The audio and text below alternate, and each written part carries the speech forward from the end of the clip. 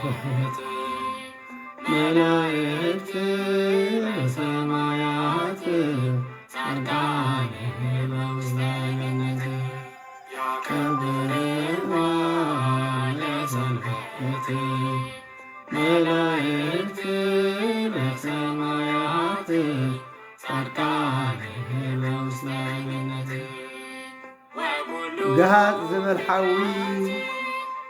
ማይ ከም ዘጥፍኦ ንድኻ ምምጽዋት ከዓ ንኃጢአት የጥፍኦ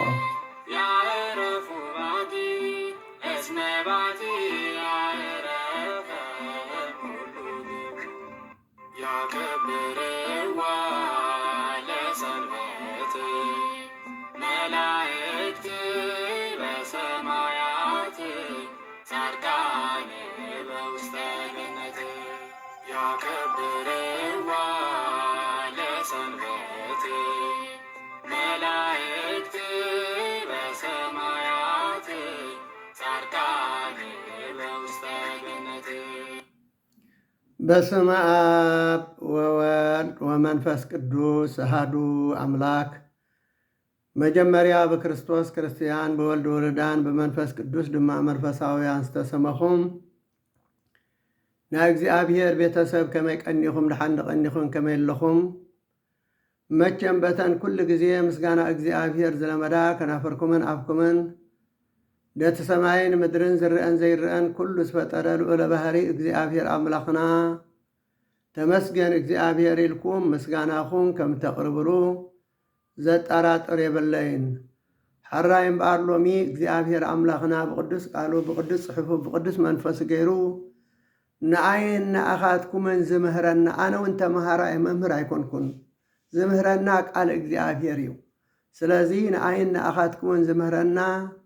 ጋጽ ንዝብል ሓዊ ማይ ከም ዘጥፍኦ ንድኻ ምምጽዋት ከዓ ንኃጢአት የጥፍኦ ዝብል አርእስቲ ሂብና ኩሉ ጊዜ ከምቲ ሰንበት ሰንበት ዝንበብ መጻሕፍቲ ካብ ጳውሎስ ካብ ግብረ ሐዋርያት ካብ መልእኽትታት ካብ ወንጀላት ከምኡውን ካብ መዝሙር ዳዊት ዝበጽሕ ኣብ ግዜ ቅዳሴ ሒዘ ዘለኹም መደብ ንስየ ሎሙን ሒዘ ዘለኹም እዚ ሎሚ ብዓድና ብሃገርና እንድሕር ኸይድናዮሲ ሎሚ ዳርጋ ካብ ጥናይ ጢመት ውፅእ ኢልካስ ናብ ሰዊት እትበልዐሉ ቁሩብ ፍረ እትረኽበሉ ጊዜ በፂሕና ስለ ዘለና ብዛዕባ ናይ ፍረ ምስ ተረኸብካ እንታይ ክትገብር ከም ዘለካ ቃል እግዚአብሔር ይምህረና ማለት እዩ። ምስቲ ወቕቲ ምስቲ ኩነታት ምስቲ ዘመን እሞ ግዚኡ እናኸደይቲ መጽሓፍትና ተዳልዩ ብሃበ ተረኽበ ጎፍ ዝበለካ መንባብ ዘይኮነስ ምስቲ ኩነታት ምስቲ ጊዜ ዘሳኒ ኮይኑ እዩ እቲ ናይ ዕለታት ዝንበበልና መጽሓፍቲ። ስለዚ ካብ ማሕበር እስካብ አብርሃም እጎልት እጎለ ቋዓት ደሴያት አይነ ኩሉ መዝሙር 66 ካብ መስከረም በፂሕሎ ማለት እዩ። ካብ እርገት ከዓ ምዕራ 17 መዝሙር በፂሕና ኣለና። ህራይ መጀመርያ ጅምሮ በቲ ሊቃውንቲ ቤተ ክርስቲያን በቲ ምኡዝ ዝኾነ ጣዕመ ዜማ ዘለዎ ብጸናጽልን ብኸበሮን እንዳገበሩ ብዝተፈላለየ ዜማታት ብዙሕ ዜማታት እዩ ዘለዎ እንዳገበሩ ዘብጽሕዎ መዝሙር ምስጋና ንእግዚአብሔር ብየ ክጅምር መጀመርያ ብግእዝ ከንብበልኩም እየ ድሓር ከዓ ብትግርኛ ከንብበልኩም እየ። ሓራይ በሰለስቱ ይብለና ሰለስተ ጊዜ ሃልየታ ከም ዘሎ ብዚ ክንርስዕ የብልናን እንታይ ይብል ይህበነ ዝናመ በጅዜሁ ይህበነ ዝናመ በጅዜሁ ወይህበነ እክለ በረከት ይህበነ ዝናመ በጅዜሁ ያርሁ ክረምተ ይገብር ምህረተ ወይህበነ ዝናመ በረከት ይህበነ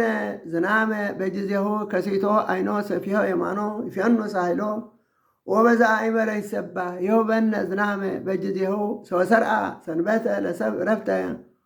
ወውህለቱ የደግ ኃጢአተ ይህበነ ዝናመ በጅዜሁ አይነ ኩሉ ነፍስ ይሴፎች ያከ ይህቦሙ ስሳዮም በጅዜሁ ሰላም አዲ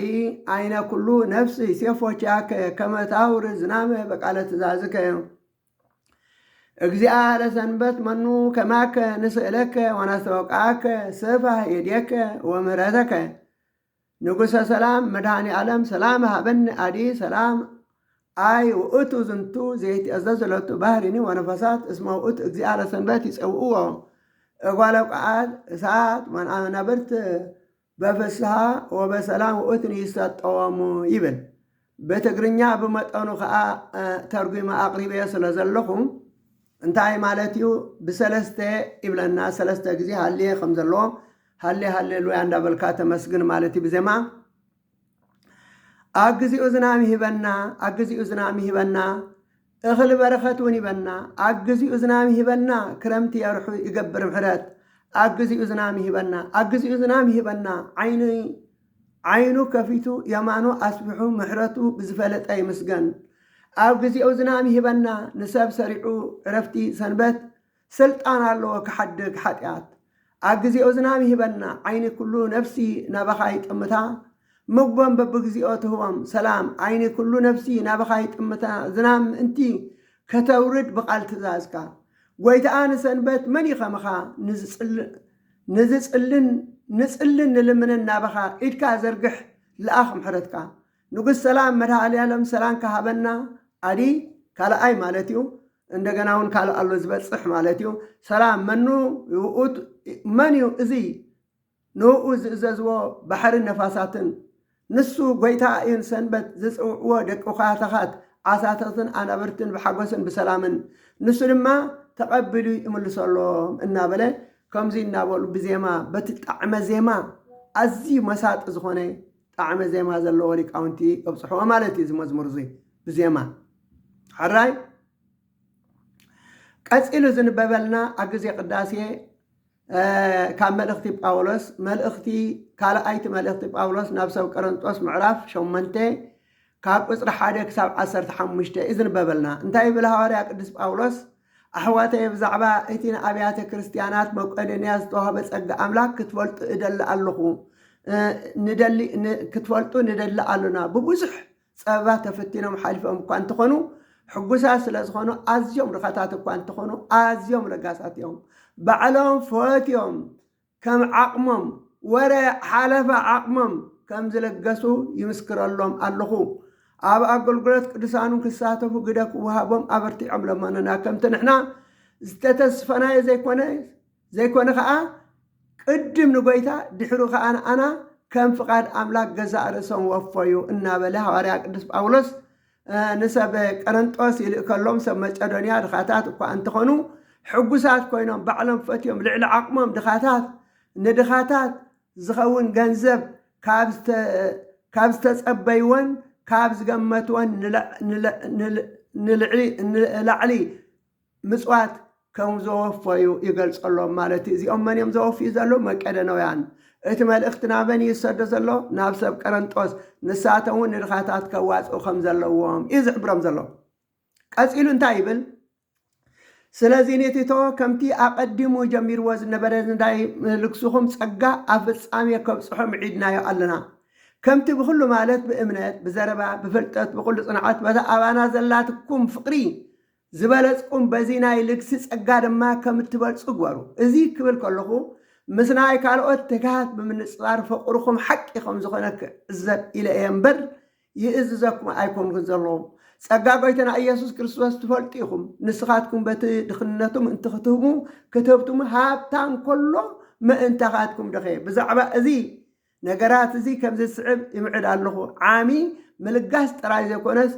ብቅድሙ እውን ንምውፃእ ገንዘብ ባህጊ ከም ዘለኩም ዝገለጽኩም ንስኻትኩም ኢኹም ይብሎም እናበለ ሐዋርያ ቅዱስ ጳውሎስ ንሰብ ቆሮንጦስ ከምዚ እናበለ ሕጉሳት ኮይኖም ንድኻታት ዝኸውን ገንዘብ ከዋፁ በዚ መልእኽቲ ዝገሩ የተባብዑም ቀፂሉ ሕጂኻ እቲ ዝነበርኩም ባህጊ ምልኣት ምእንቲ ክረክብ ነቲ ምግባር ሰናይ ከም ዓቕሞም ጌርኩም ፈጽሞ ንምሃብ ድልየት እንተ ደኣ ሃልዩ እቲ ውህበት ቅቡል እዩ እንተኾነ ከም ዓቕሙ ደኣ እምበር ልዕሊ ዓቕሙ ክኸውን የብሉን እዚ ከዓ ንኣታቶም ክርህቦም ንኣኻትኩም ክጸበኩም ኢለ ዘይኮንኩስ ማዕርነት ምእንቲ ክህሉ ኢለ እየ ከምወዮ ብዙሕ ዝኣከበ ኣይትረፈን ሒደት ዝኣከበን ኣይወሓዶን ዝብል ጽሑፍ ዘሎ ኣብዚ ዘመን እዚ እቲ ተረፍኩም ነቲ ጎደሎኦም ክምልእ እቲ ተረፍኩም ነቲ ጎደሎኹም ክምልእ እሞ ማዕርነት ምእንቲ ክኸውን ኢለ እየ እዚ ዝብል ዘሎ ይብል ሐዋርያ ቅዱስ ጳውሎስ ንሰብ ቆሮንጦስ ምጽዋት ንድኻታት ክህቡ እንከሎ ከም ዓቕምኹም እምበር ልዕሊ ዓቕምኹም ክኸውን የብሉን እናበለ የረድኦም ኣብዚ ቃል እዚ ምጽዋት ግድን እዩ ንድኻታት ክወሃብ ግን ዓቕምኻ ብዝፈቅዶ ክኸውን ኣለዎ ማለት እዩ ክትህብ ግድን እዩ ዘለካ ሐዋርያ ቅዱስ ያዕቆብ እውን ኣብ ምዕራፍ 1 ካብ ቁፅሪ 17 ክሳብ ፍጻሜ ከም ዘይብል ጽቡቕ ምልኡን ውህበት ካብ ላዕሊ ኢሉ ካብ ላዕሊ ካብቲ ዘይልወጥ ኣብ ጸልማት ክንነብር ዘይገርፈና ኣብ ብርሃናት ዝኾነ እዩ ዝወርድ በኹሪ ናይ ኩሉ ፍጥረት ምእንቲ ክንከውን ኢሉ ከም ፍቓዱ ብቓል ሓቂ ወለደና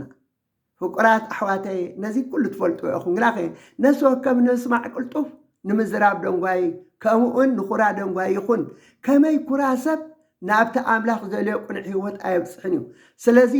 ንርክሰት ዘበለ ነቲ ደንፊዑ ዘሎ ክፍኣት ካባኻትኩም ኣርሕቁ ወይ ክቡራት ክርስቲያን ክርስቶሳውያን ኣብዚ ዓለምና ኣብዚ ግዜ እዚ ክፍኣት ደንፊዑ ኣሎ ክፍኣት በርቲዑ ኣሎ ክፍኣት ሰልጢኑ ኣሎ ስለዚ ነቲ ደንፊዑ ዘሎ ክፍኣት ካባኻትኩም ኣርሕቆ ይብለና ስለዚ ካባና ክነርሕቆ ንኽእል ንኽፍኣት ንተንኮል ንኻልእ ስርሕ ምሕሒ ንሕና ገርህኛታት ክንከውን ኣለና ለውሃት ክንከውን ኣለና እምበር ክፉኣት ሰባት ክንከውን የብልናን ነቲ ከድሕነኩም ዝኽእል ኣብ ልብኹም ተተኺሉ ዘሎ ቃል ብገርህነት ተቐበልዎ ኢሉ ብገርህነት ገበርቲ ቃል ኩኑ ርእስኹም እናጠበርኩም ሰማዕቲ ጥራይ ኣይትኹኑ ሓደ እኳ ሰማዒ ቃል እንተኾነ ገባሪ እንተዘይኮነ ንሱ ነቲ ገጹ ብመስትያት ዝርኢ ነቲ ገጹ ብመስትያት ዝርኢ እቲ ዝሰምዕ ጥራይ ዘይገብር እንተኮይኑ ንሱ ኢልዎ ነቲ ገጹ ብመስትያት ዝርኢ ሰብኣይ እዩ ዝመስል ንሱ መልክዑ ይርኢ ኪድ ኢሉ ከዓ ሽዑ ንሽዑ እንታይ ከም ዝመስል ይርስዕ እዚ ናብቲ ሓርነት ዘውህብ ፀጋ ፍጹም ሕጊ ኣተኪሩ ዝጥምት ኣብ ምርማቱ ድማ ዝጸንዕ ነቲ ሰምዖ ከይረስዐ ርኢኹም ነቲ ሰምዖ ከይረስዐ ከዓ ኣብ ግብሪ ዘውዕሎ ሰብ ግና ኣብ ኩሉ ግብሩ ብፁዕ ኢሉ ሓደ ሰብ ንእግዚኣብሔር የምልኽ እንተበለ ልሳኑ ግና ከቲኡ ዘይኽእል እንተኾነ ንገዛእ ርእሱ ደኣ ይጥብር ኣሎ እምበር ኣምልኹ ክእንቲ ይብል እቲ ኣብ ቅድሚ እግዚኣብሔር ኣቦ ንጹህን ርክሰት ዘይብሉን እቲ ኣብ ቅድሚ እግዚኣብሔር ንጹህን ርክሰት ዘይብሉን ገዛእ ርእስኻ ካብ ርክሰት ዓለም እናሓሉኻ ኣብ ግዜ ፀበብኦን ከዓ ንድኻታትን ንመበላታትን ምርዳእ ይብለና ርኢኹም ንድኻታትን ንዘኽታማትን ንስኡናትን ንፅጉማትን ምርዳእ ካብታ ዘላትካ ምሃብ ሐዋርያ ቅዱስ ያዕቆብ በዚ መልእኽቲ እዚ ኣቢሉ ሰብ ብግብሪን ብእምነትን ብምስማዕን እምበር ብምስማዕን ብእምነትን ጥራይ መንግስተ ሰማያት ከም ዘይኣቱ መንግስተ ሰማያት ከም ዘይወርስ ጽቡቕ ገይሩ የረዳና ምክንያቱ ኣብዚ ግዜና ሎሚ ብእምነት ጥራይ ዝብሎ መፅኦምና ኣለዉ እምነት ብዘይ ግብሪ ምስማዕ ብዘይ ግብሪ ህይወት ክትበካ ኣይትኽእልን መንግስተ ሰማያት ክትእትወካ ኣይትኽእልን ስለዚ ገበርቲ ቃል ኩኑ ርእስኹም እናጠበርኩም ሰማዕቲ ጥራይ ኣይትኹኑ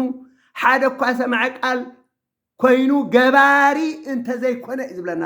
ገባሪ እንተዘይኮነ ነቲ ሰምዖ እንተ ደኣ ዘይገይርዎ ንሱ ነቲ ገጹ መስትያት ዘርኢ ፍጹም እዚ መንግስተ ሰማያት ክኣቲ ኣይኽእልብለና ቀፂሉ ሐዋርያ ቅዱስ ጳውሎስ ኣብ ሮሜ ምዕራፍ 2:13 እውን እንታይ ይብል ኣብ ቅድሚ ኣምላኽ ይብል ኣብ ቅድሚ ኣምላኽ ገበርቲ ሕጊ ድኣዮም ዝጸድቁ እምበር ሰማዓት ሕጊ ኣይኮኑን ዝጸድቁ ይብል ርኢኹም ኣብ ቅድሚ ኣምላኽ ሲ ገበርቲ ሕጊ ነቲ ዝሰምዕዎ ዝገብርዎ ነቲ ዝሰምዖ ዝሰርሕዎ ዝፍጽሞ ድኣሎም ዝጸድቁ እምበር ቃል እግዚኣብሔር ስለ ሰማዕካ እሞ ይኣምን እየ ስለ ዝበልካ ጸዲቃ ማለት ኣይኮነን ነቲ ዝሰማዕካዮ ነቲ ዝኣመንካዮ ክትገብሮ ኣለካ ክትፍጽሞ ኣለካ ክሰርሖ ኣለካ ክትጸድቕ እንተኮይንካ እንተዘይሎ ምስማዕ እንተኮይኑ ጋንያን እውን ይሰምዖ እዩ ሰይጣን ይሰምዖ እዩ ኣምላክ ከም ዘለውን ይኣምን እዩ ፈጣሪ ከም ዘለውን ይኣምን እዩ ሓያል ከም ዘለውን ይኣምን እዩ ስለዚ እምነት ወይ ምስማዕ ግብሪ እንተዘይብላ ስራሕ እንተዘይብላ ሞትያ ኣብ ቅድሚ ኣምላክ ገበርቲ ሕጊ ድኣዮም ዝጸድቁ እምበር ሰማዕቲ ሕጊ ኣይኮኑን ዝጸድቁ ይብል ሐዋርያ ቅዱስ ጳውሎስ ኣብ ሮሜ ምዕራፍ 2:13 حواري قدوس يوحنس ون أقدم يوحنس معرف 3 فقد 17 تيري تزعل مزي أزلوا أمه حاو تشجير خلو حاو حاسبوا خلو حاو تقدموا خلو حاو سئين خلو النار أيو انت زيدان قيسلو كما يقولون أملاخ يفكر يخبل يخلو ريخم نأملاخ يفكر يدخاتبل حاوها تشجير خلو حاوها أمي خلو حاوها عارق خلو حاوها زبل عسين خلو حاوها زخدنا سئين خلو نأملاخ يفكر يختبل سايت خليني خاها إزمي سلازي امنت قبر انت اللواء تصدقك امنت قبر انت زي باللاقن ولا حنت بارو زيرو كم زي أقحى قالنا قر زي بلو ترايو قرنو نو زبل مالتي آتم دك أي يبل كتسيلو حاري قدس يوحنس أبا معرف 3 أقدام يوحنس معرف 3 فقد 10 منتي آتم دك أي يبل بقبرين بحقن انبر بقالن بلسانن عين فاقريب يخون بقبري بقبرن بحقن انبر بقال لسانن عين فقر بلسان كا يا امن ايه يا امن ايه يا امن ايه يا امن ايه غويتاي مبال ازي كصدقك ايخلن بعلو غويتانا املخنا مدحنينا يسوع كريستوس اونجيل ماتيوس معراف 7 فعرس 3 حدن ونتاي فقاد إتي أب سماي زول أبويز قبرد أمبر غويتاي زبلن كله نام من قست أملاك زأتو أي مسلكم لنا ريهم فقاد زقبر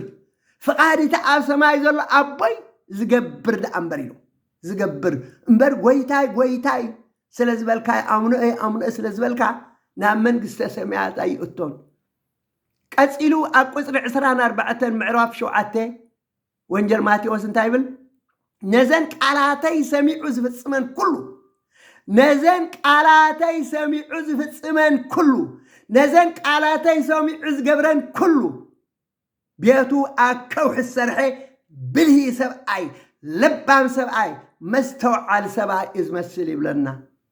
ام ودات علمون مداني علن كريستوس مس قدوسان ملائكتو مس مصئه كفردنا أمن بالفردو كوف مسبله انت يخبلنا نتوم نزت أميزة بالعز النبارو نزع عرق خد نز النبارو انت يخبلهم أتم بروخات يبلهم أتم بروخات أميزة بالعكمني أميزة استخمني عرق خدنكمني تأثيره እግዚአብሔር ይፍታህ ካዝበልኩምኒ ሐሚሜ እግዚአብሔር ይምሐር ካዝበልኩምኒ ጋሻ ኾይኔ ዝተቀበልኩምኒ በረኸት ነፍሲ ዘለኩም መርገም ስጋኻ ዘይብልኩም ዓለም ከይተፈጥረ ዘዳልኩም መንግስተ ሰማያት ንዑተው ይኽብሎም ነቶም ተግባር ዘይነበሮም ንዝጠመ ዘይብልዑ ንዝጸምአ ዘየስትዩ ንዝዓረቀ ዘይኸድኑ ዝነበሩ ግን እንታይ ይኽብሎም አቱም ርጉማት ይኽብሎም أتم رجمات أتم حسمات أمي زي بلعكمني عريقة أمي زي استخمني عريقة زي كدنكمني تأثير إجزاء يفتح كذا بالكمني حميم إجزاء محرك زي بالكمني قاشة خوينا زي تقبلكمني بركة نفسي زي بالهم مرجم سجاجن زلكم كباي رحقوا كباي كيدو نابتن سيطان النسراويتون زتدارون نايزل العالم سقاي نايزل العالم بحبوس نايزل العالم بخيات نايزل العالم محرق ام اسنان كيدو يخبلو كبرات كريستيان كريستوساويان نستوعل لو مزم بامنت زبلو بادو خايترفنا عراقنا خايوصنا اتم رغمات اتم حسمات كباير حقو خينبال امنت جبري انت اللوان بر جبر زي بالله امنت ولا حد خطامك ايتخلن تاخد قبرلك غزا اتي خاسي زبلا عسته انت زي بالله تا غزا تاخد قبرلك ما يبلا اخلي بالله ولا حد بادو زي بالله غرورت بالامنت كاخما جبر خلوالو اغزا مساتها اخل انت ليو ما انت ليو زبلا انت لي سته انت لي تولد تستي اندحر زي بالله كن باديا كما اخامن حراي قتيلو زنببلنا قبر حواريات معراف 22 كاب قطر 6 كساب 22 يو انتاي بلنا ناب دماسكو خيد كلخو ناب امس قربكو اغا قطري بهاند بيت كاب سماي عبي برهان ኣብ ዙርያ ያንጸባረቀ ናብ ምድሪ ከዓ ወደቁ ሳውል ሳውል ንምንታይ ተሳደድኒ ዝብለኒ ድምፂ ከዓ ሰማዕኩ ኣነ ድማ ጎይታይ መኒኻ ንስኻ ኢላ ሓተትኮ ንስ ከዓ ኣነ እቲ ንስኻ እተሳድዶ ዘለኻ ኢየሱስ ናዝራዊ እየ በለኒ እቶም ምሳይ ዝነበሩ ነቲ ብርሃን ረኣይዎ ናይቲ ዝዛረበኒ ዝነበረ ድምፂ ግና ኣይሰምዑን ሽዑ ከዓ ጎይታይ እንታይ ክገብር በልኮ ጎይታ ድማ ተሲእካ ነብርባስ ክእቶ እቲ ክትገብሮ ዝተሳዓረ ዓልካ ዘበለኻ ኣብኡ ክነግሩኻ እዮም በለኒ ይብል ሐዋርያ ቅዱስ ጳውሎስ ንክርስቲያን ይእስር ኣብ ዝነበረሉ ግዜ እምነት ክርስትና ከይተቐበለ ከሎ ብዙሕ ስቃይ እዩ ዝገበር ነበረ ብኸመይ ና ክርስቲያን ክርስትና ከም ዝተቐበለ ብኣይሁድ ምስ ተታሕዘ ናይ መወዳእታ ኣብ ኢየሩሳሌም ዘስምዖ ቃል እዩ ብዛዕባ እቲ ከመይ ገሩ ካብ እምነት ይሁዲ ናብ እምነት ክርስትና ከም ዝኣተወ ናይ መወዳእታ ዘስምዖ ዘረባ ኣይሁድ ምስ ሓዝዎ ክቐትልዎ ኢሎም ዘስምዖ ናይ መወዳእታ ዘረባ እዩ ዝቃልዚ ቀፂሉ እንታይ ዝብል ሐዋርያ ቅዱስ ጳውሎስ ብምንጽብራቕ እቲ ብርሃን ምርኣይ ምስኣንኩ ድማ እቶም ምሳይ ዝነበሩ ወሪሖም ናብ ደማስቆ ኣእተውኒ ኣብኡ ከዓ ሓናንያ ዝበሃል ከም ሕጊ ሙሴ ገይሩ ንእግዚኣብሔር ዝፈርሕ በቶም ኣብ ደማስቆ ዝነበሩ ኣይሁድ ከዓ ምስጉን ሰብኣይ ነበረ ናባይ መፅኡ ኣብ ጥቃይ ደው በለ ሳውል ሓወይ ርእኻ በለኒ ኣነ ድማ ሽዑ ረኣኽዎ ንሱ ከዓ ኣምላኽ ኣቦታትና ፍቓዱ ክትፈልጥ ነቲ ጻድቅ ከዓ ክትሪኦን ካብ ኣፉ ቃል ክሰምዕ ቅድም ሓረካ እዚ ድማ በቲ ዝረኣኻዮን ዝሰማዓካዮን ኣብ ኩሉ ሰብ ምስክር ምእንቲ ክትኮኖ እዩ ሕጂ ከዓ እንታይ ትጽበለኻ ተንስ ስም ጎይታ እናጸዋዕካ ተጠመቅ ኣብ ሓጢኣትካ ከዓ ተሓጸበለኒ ናብ ኢየሩሳሌም ተመሊሰ ኣብ መቅደስ ኮይነ ክጽሊ ከለኹ ድማ ተመሰጥኩ ጎይታ ከዓ ብራእይ ነቲ ብዛዕባይ እትምስከሩ ኣይቕበሉኻን እዮም ስለዚ ካብ ኢየሩሳሌም ቀልጢፍካ ውፃእ ክብለኒ ከሎ ረኣኽዎ ኣነ ከዓ ጎይታ ኣነ ነቶም ብኣኻ ዝኣምኑ ይኣስሮም ኣብ ቤት ኣብ ጸሎት እውን ይወቕዖም ከም ዝነበርኩ በዓላቶም ይፈልጡ እዮም ደም እስጢፋኖስ ሰማዕትኻ ከፍስሱ ከለዉ ድማ በዓለይ ምስኦም ሰሚረ ኣብኡ ደው ኢለ ነበርኩ ናይቶም ዝቐተልዎ ክዳውንቲ እውን ይሕሉ ነበርኩ በልክዎ ንሱ ግና ኣነ ናብ ርሑቕ ናብ ኣህዛብ ይልእከካ ኣለኹም መኪድ በለኒ ክሳዕዛ ዘረባ እዚኣ ንጳውሎስ ሰምዖ ብድሕሪ እዚ ግና ድምፆም ዓው ኣቢሎም እዚ ከምዚ ዝበለ ሰብ ብህይወት ክነብር ኣይግብኦን እሞ ካብ ምድሪ የልግስ በሉ ይብሎ ምክንያቱ ምስ ሓዝዎ ኩሉ ህዝቢ ይተኣኪቡ ብዙሖም ዘቢጠሞ ስለዚ ሓንሳብ ክዛረብ ፍቐዱለ ኢሉ ንተሓለቃ ሽሕ ኣፍቂዱ ንዝኩሉ ህዝቢ ይዛረብ ስለ ዝነበረ ክሳዕዛ ዘረባ እዚኣ ሰምዖ ካብኡ ግን ከምዚ ዝበለ ሰብ ብህይወት ክነብር ኣይግብኦን ይክቕተል ኣለዎ ተባሂሉ ካብኡ ተኣሲሩ ናብ ቂሳርያ ወሪዱ ማለት እዩ ሕጂ ብዛዕባ እቲ ታሪክ ኣመፃፅኡ ዝገልፀልና ዘሎ هراي قصيلو سبكت ناي قداسيه مزمور 144 اجئز 145 فقره 15 خا اب تግርኛ እዩ ዝስበኽ أين كل نفسي سيفوتياك أنت تهبهم سسايهم بجزيه تسفه يمانك وتتقب إلى كل إنسسا زبسراتك أين كل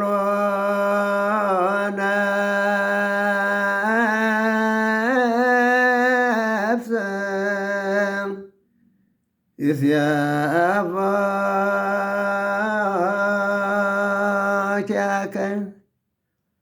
أنت تهبام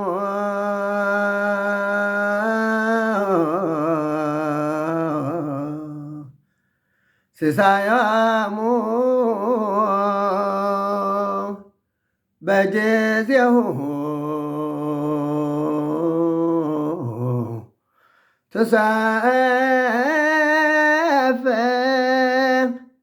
يا مناك وتعصقب لكل انسسان زبسراتك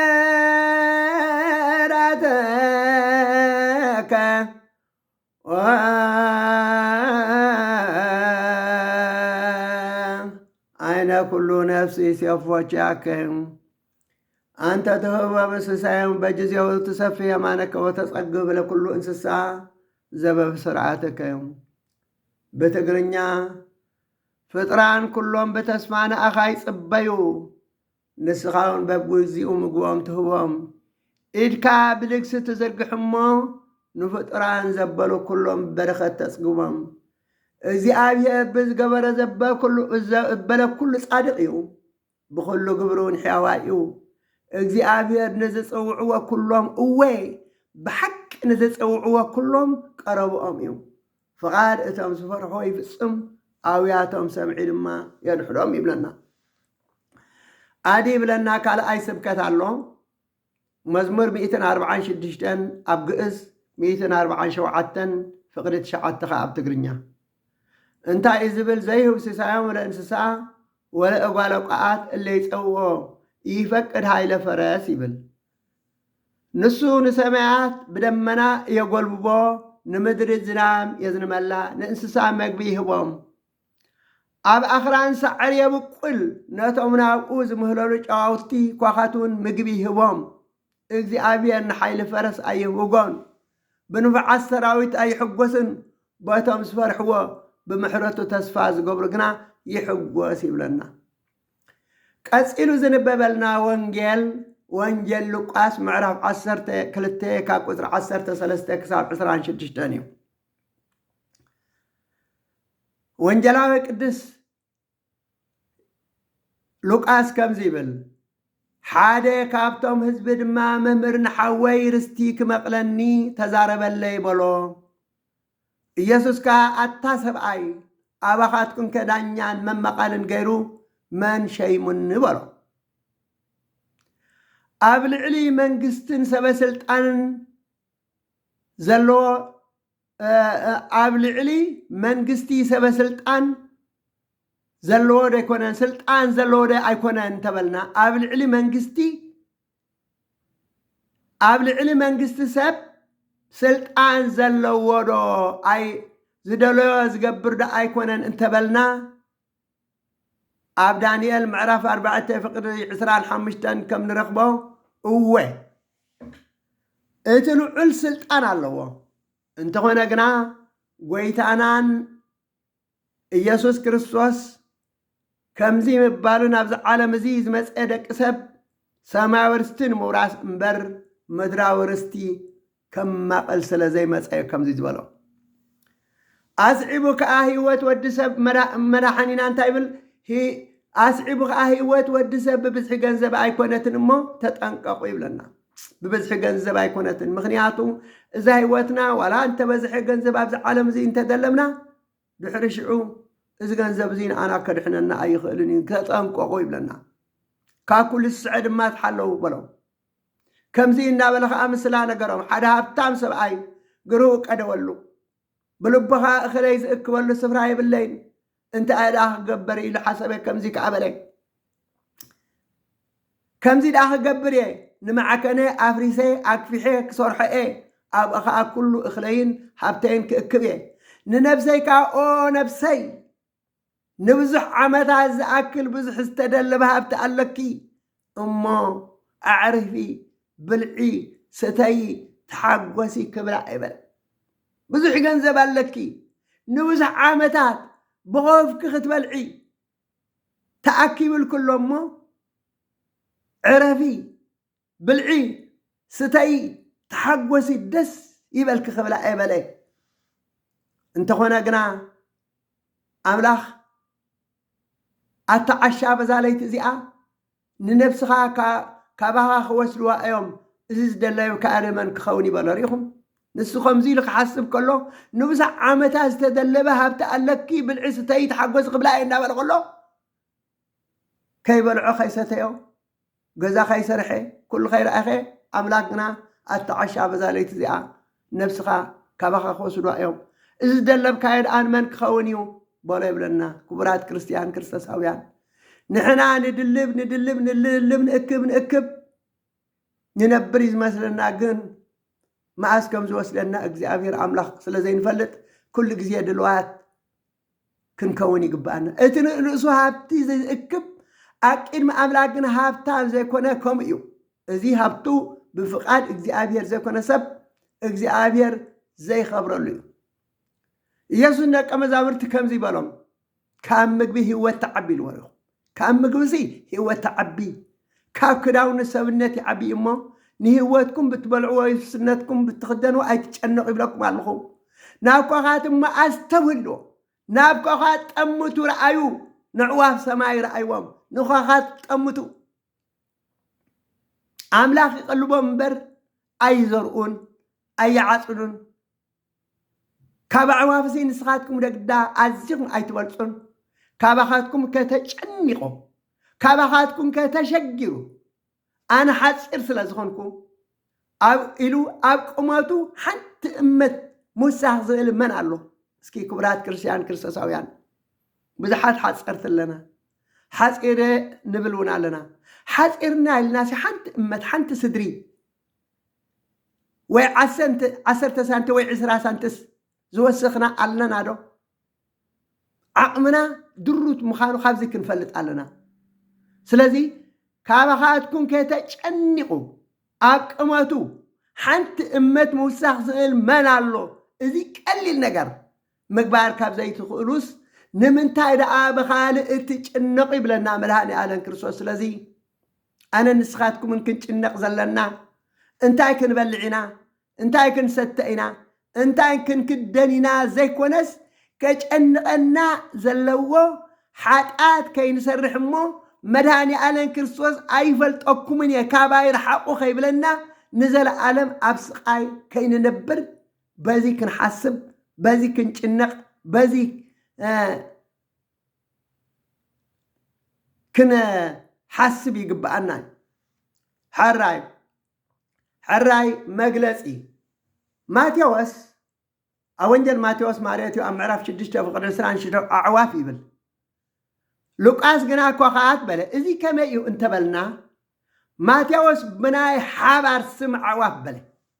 لوقاس جنا فاليو كوخات مبالو مجابنت إجزابير أكوخات زلون مجلس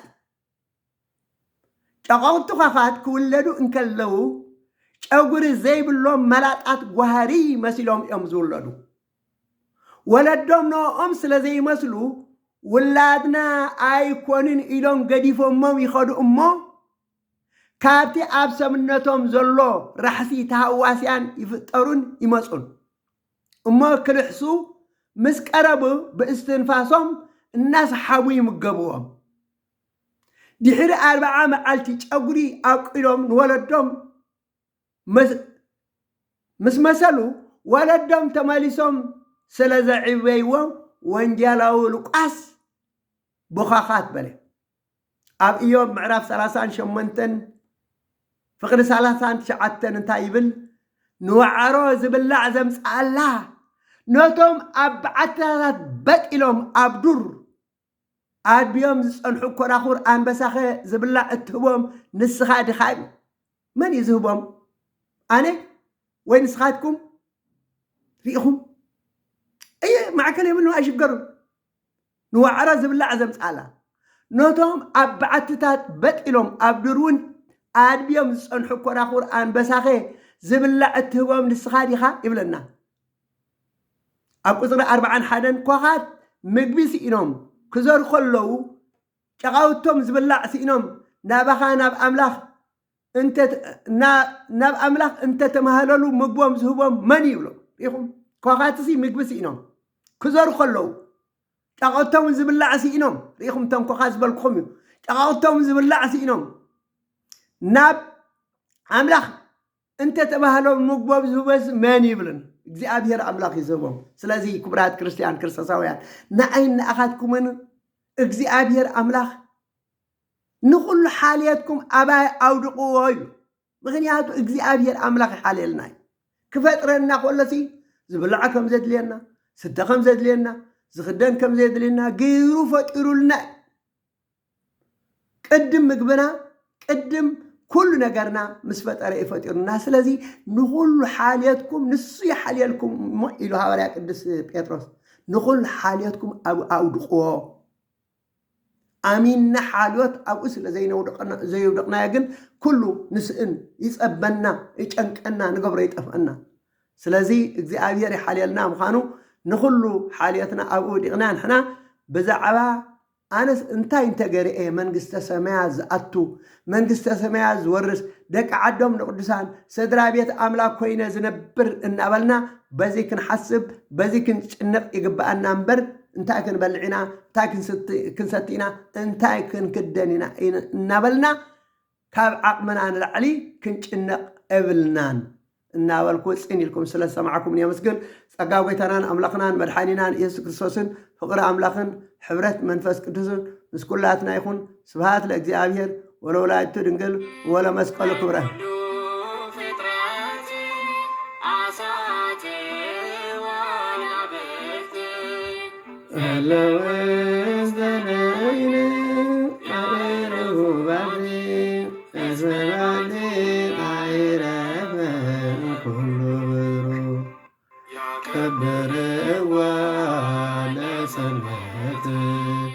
መላእክት በሰማያት ጻድቃን በገነት ከበረዋ ለሰንበት መላእክት በሰማያት ጻድቃን በገነት ኩሉ ፍጥረት አዛት ዋነብርት ያለውስተ ደብረይነ ያዕረፉ ባቲ እስመ ባቲ አዕረፈ